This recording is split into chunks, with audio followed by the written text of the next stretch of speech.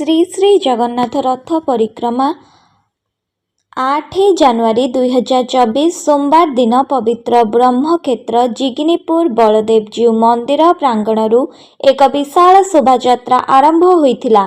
ଏହି ପରିକ୍ରମାରେ ବହୁ ଭକ୍ତ ସାମିଲ ହୋଇଥିଲେ। ଏଠାରେ ସମ୍ପୂର୍ଣ୍ଣ ଆଧ୍ୟାତ୍ମିକ ପରିବେଶ ସୃଷ୍ଟି ହୋଇଥିଲା। ଭଜନ କୀର୍ତ୍ତନ ସାଙ୍ଗକୁ ହରିବୋଲ ହୁଳହୁଳିରେ ପରିବେଶ ପ୍ରକମ୍ପିତ ହୋଇଥିଲା। ପରେ ଭକ୍ତମାନେ ଘରେ ଘରେ ଆଳତି କରିବା ସହିତ ମୁଠି ଅରୁଆ ଚାଉଳ ଏବଂ ଗୋଟି ଗୁଆ ଜିଗିନିପୁର ପଞ୍ଚାୟତର ଭକ୍ତମାନେ ଅର୍ପଣ କରିଥିଲେ। ଏହା ପରିସମାପ୍ତ ହେବା ପରେ ସମସ୍ତ ଭକ୍ତମାନେ ପ୍ରସାଦ ସେବନ କରିଥିଲେ।